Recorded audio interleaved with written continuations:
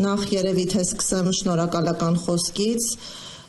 շնորհակալություն եմ հայտնում բոլոր լրագրողներին, ովքեր շարունակաբար լուսաբանում են այս հարցը եւ հասարակության ուշադրության կենտրոնում են պահում եւ ինչու ոչ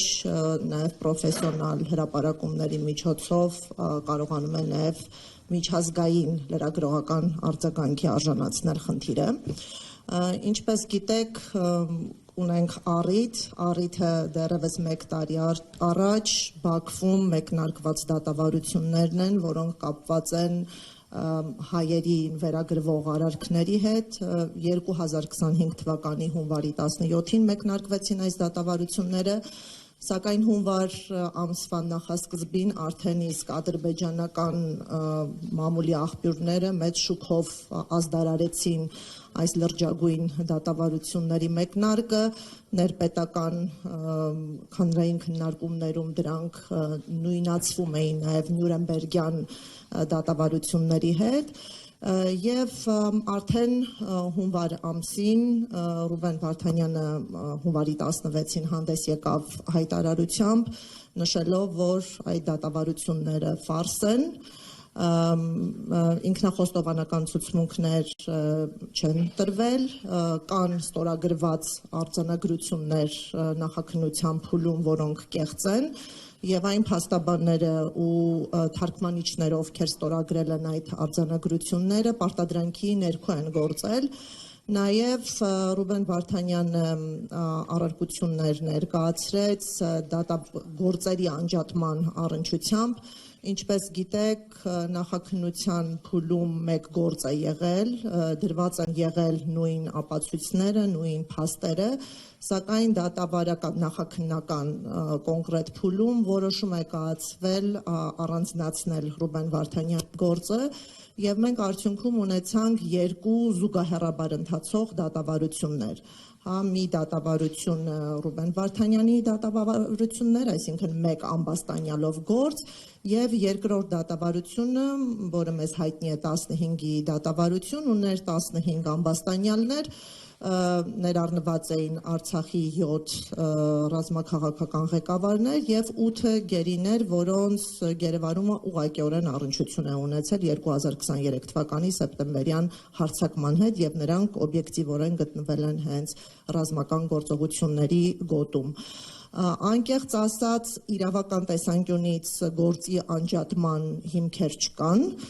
քանի որ վերագրվող արարքները նույնական են, ապացույցները նույնական են, դեպքերը փոխկապակցված են, եւ մենք այստեղ անձով պայմանավորված ոչ իրավական առումով օբյեկտիվ առանձնացում ենք տեսնում, բայց արդեն իսկ դատավարությունները ընթացել են այս տրամաբանությամբ։ Ռուբեն Վարդանյանի հայտարարությանը հաջորդեց Amnesty International-ի հայտարարությունը, որով կոչ էր արվում ապահովել արդար դատաքննության իրավունքը բոլոր հայ ամբաստանյալների համար, ընդ որում այս հայտարարությունը ընդգծում էր նաև դատավարությունների հրապարակային եւ բաց բնույթը, որպեսզի իրականացվեր հանրային վերահսկողություն դատական process-ի նկատմամբ։ Թեև Ադրբեջանի իշխանությունները իմիտացրեցին բաց դատավարություններ, սակայն այդ դատավարությունները իրենց բնույթով փակ էին, դրանք փակ են եղել անկախ լրագրողների համար, փակ են եղել անկախ մասնագետների համար, դիտորդական առաքելություն իրականացնող կազմակերպությունների համար, զանգվածային լրատվամիջոցների համար եւ թերևս ադրբեջանական պետական Ազերթաջ լրատվական գործակալությունն է, որը հանձնառել է պաշտոնական լուսաբանումը եւ հետագա նյութերը վերարտադրվել են հենց այս սկզբնաղբյուրի հիման վրա։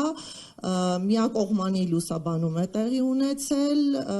այն բոլոր դեպքերում, երբ մենք հնարավորություն ենք ունեցել ստանալ այլընտրանքային տեղեկատվություն, նաև եղել են անհամապատասխանություն կամ առնվազն ոչ ամբողջական տեղեկությունների հրապարակում։ Բոլոր այն կազմակերպությունները, որոնք դիմել են եւ մուտքի թույլտվություն են հայցել, կամ նրանց միջնորդությունները, խնդրանքները մերժվել են կամ անտեսվել են, այսինքն անգործությունը լրելային գործողությունները եւս հանգեցրել են իրավունքի չիրականացման, Հասարակական կազմակերպությունները դիմել էին նաև տարբեր դեսպանատների իրենց ներկայությունը ապահովելու նկատառումներով, սակայն նման հնարավորություններ չեն տրվել, առանձին եզակի դրվագներով անհաջող փորձեր եղել են, բայց մենք կարող ենք ամփոփել,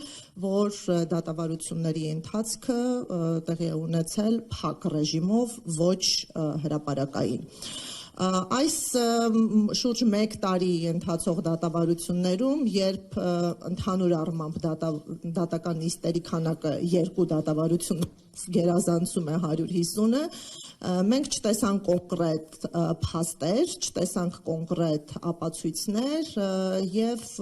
արարքներ այդպես էլ չմնացին ապացուցված։ Մենք կարող ենք նկատել, որ հիմնական մեղադրանքները հենց քաղաքական թեզերի վերարտադրում էին դատական պրոցեսներում եւ այս ողջ դատավարության նպատակը Արցախի քաղաքական միավորի ապալեգիտիմացումն էր